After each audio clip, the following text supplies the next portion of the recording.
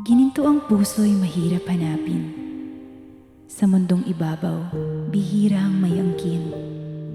Sa aking pandama at aking paningin, sa pagsusuri ko'y natagpuan ko rin.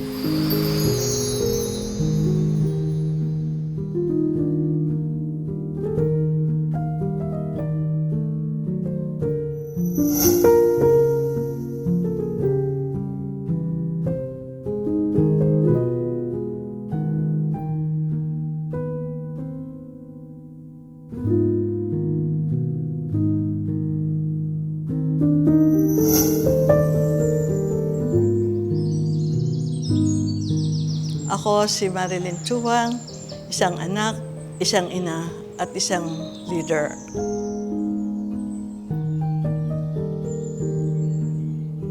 Pinanganak ako dito sa Bayorbor, Mataas na Kahoy, Batangas. Ang mga magulang ko ay si Paz Resento Matanggihan at ang tatay ko ay si Alfredo Matanggihan. Yung tatay ko ay isang masasabi kong politician din in a small barangay. Naging konsehal at naging isang mahusay na mamumuno rin. Nagtutumbang preso, at saka mahilig akong umakyat-akyat sa puno. Malimit nga akong mahulog eh. Sobrang typical na kabataan. Simpleng mga laro, mga kasaya, simpleng kaligayahan sa buhay. Masaya na kami. Bilang isang kapatid, isang anak, kami very submissive kami sa mga elders namin. Halimbawa, ako yung maghuhugas ng pinggan, maya iba naman yung maglilinis ng mesa. Dahil marami kami, tulong-tulong kami talaga without arguing each other.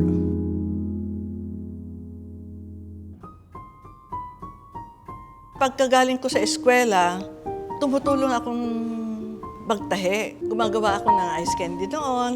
Kasi parang, at may young age, natuto na akong parang rumakit.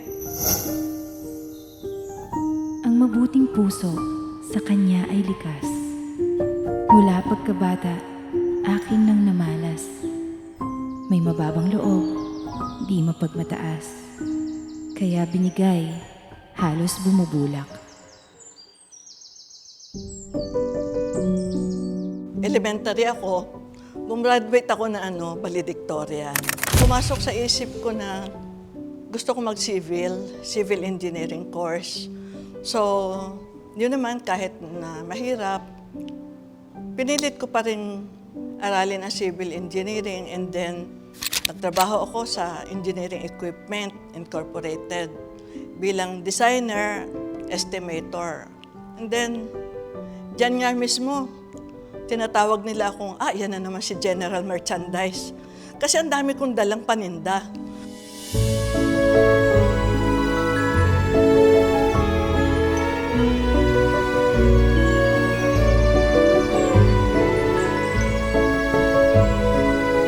In 1978, nung makilala ko ang asawa ko, si Dulo Lau Chua. Working student siya noon, and then sobrang sipag. Nagkaklase kami sa Mapua, nagkakatabi, dahil pagod siya, nakakatulog, napapasandal sa akin, napapasandal naman ako. Nakita ko sa kanya ang sobrang caring, sobrang loving, kasi umpisa pa lang nakita ko na siguro ito magiging forever ko. And then, hindi naman ako nagkamali. Alam mo yung excited ka, na you want to see him always, ganyan. Iba. At saka talagang siya'y laki sa hirap, maalalahanin. Everything, nakita ko na sa kanya. Mas particular ako kung ano magiging future ko sa makakapartner ko. Because lifetime yan eh. Lifetime mong kapartner. Iyon na nakita ko sa kanya na until now wala akong pinagsisisihan. Kinasal kami noong 1982. Actually, we have not that much of money talaga. Ang tanda ko lang talaga noon meron kaming 5,000. Na-schedule na rin namin yung kasal. Kinasal kami sa San Sebastian Church sa Manila. Actually, nung nandito siya sa Manila andito na ako sa Batangas, imimit ko na lang siya sa San Sebastian. Pinadalhan niya ako ng 500 pesos. Sabi niya, pang ano mo yan? Pang makeup mo at saka pang hairdo. Ganyan. Pang manicure, pedicure. Naisip ko nung araw na yon, wala naman akong ginagawa. Bakit hindi ako na lang ng kamay ko, ng paa ko. And then, sinave ko yung 500 pesos. Binalik ko sa kanya. Parang nandoon lagi sa puso ko ang he cares for me, I will care for him also. Kung ano man ang nangyari sa 500 na yun, hindi ko makakalimutan ang kasal namin. Actually, nakitira kami sa kamag-anak ni Mister. 7 taon kami nakitira. Minahal nila kami. And then, siyempre, nahihiya na rin naman kami. Tagal na namin. Ilan na kami sa pamilya. Sabi ko kay Mister, nakakahiya na ganito katagal tayo nakatira. Baka pwede namang maghanap tayo ng matitirhan, yung kaya natin. So, yun ang nangyari. Lumipat kami. Nagbayad na kami, nagre-renta na kami ng sarili namin inuupahan. Nakaraos naman kami. Ano kasi ang mister ko mahusay makisama nung araw nung nagtatrabaho siya. And very honest siya sa company. Talagang para siya rin yung tipong lahat na kanya ang trabaho. Nung lumipat kami sa Caloocan mismo, nangupahan kami ng apartment, may kaibigan siyang lumapit sa kanya na baka gusto mong bumili ng lupa sa dagat-dagatan, Caloocan. During that time, 140,000 pesos ang lote na yon. So, kailangan mag-down kami. Hindi ko siya pinayagan. Kasi sabi ko, baka maloko tayo. Mawalan ulit tayo ng pera. Saan tayo pupulutin? Ang ginawa niya sa akin, tinago niya. Binili niya.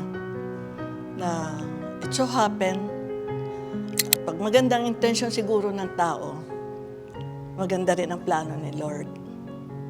Doon kami nagsimula na lumapit ang grasya.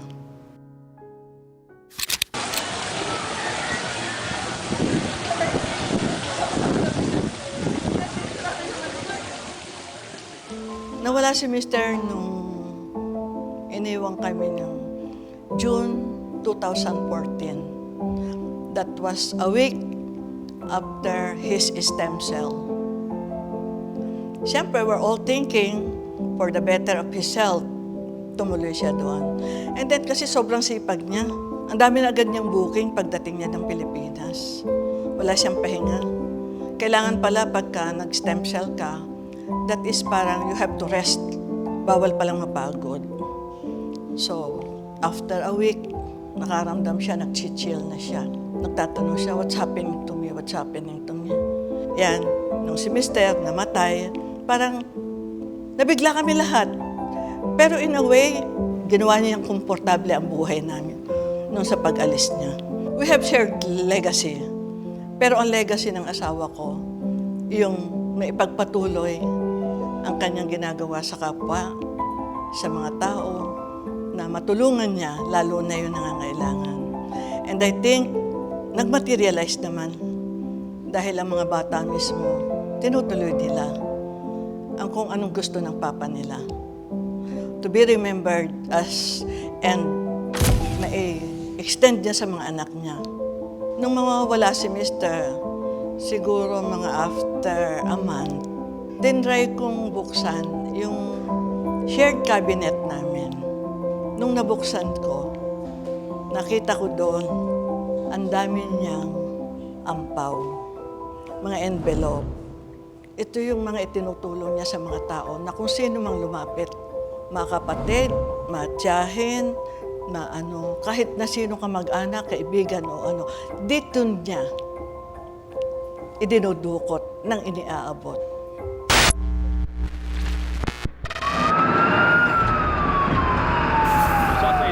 Sa community quarantine dahil sa COVID-19. Niyang mahigpit na ipatutupad. Lahat kaming mag-anak naging particular kami sa health namin.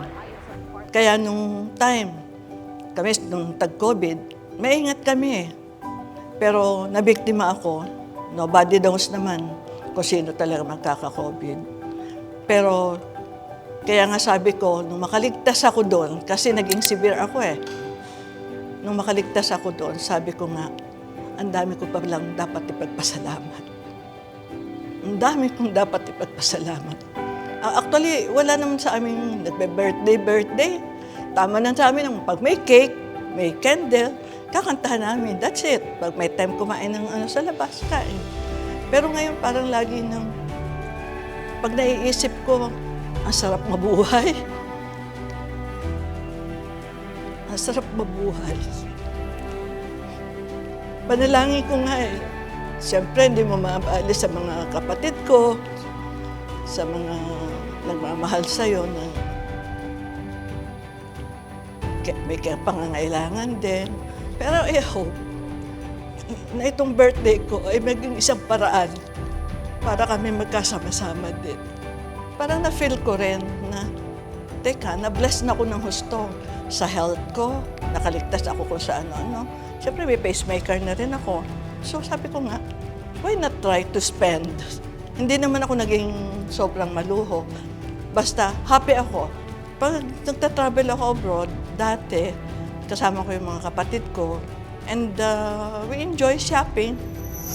Ako, number one, ang pinagpapasalamat ko sa buhay, nagkaroon ako ng asawang sobrang magmahal.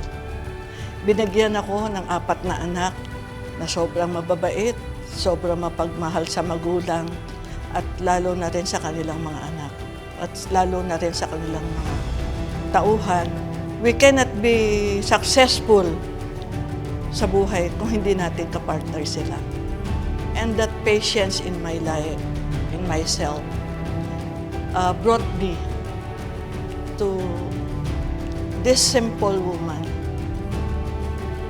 into a happy family. Kaligayahan ko with my family, with my children. Yan ang buhay ko. Sila ang nagpapasaya sa akin.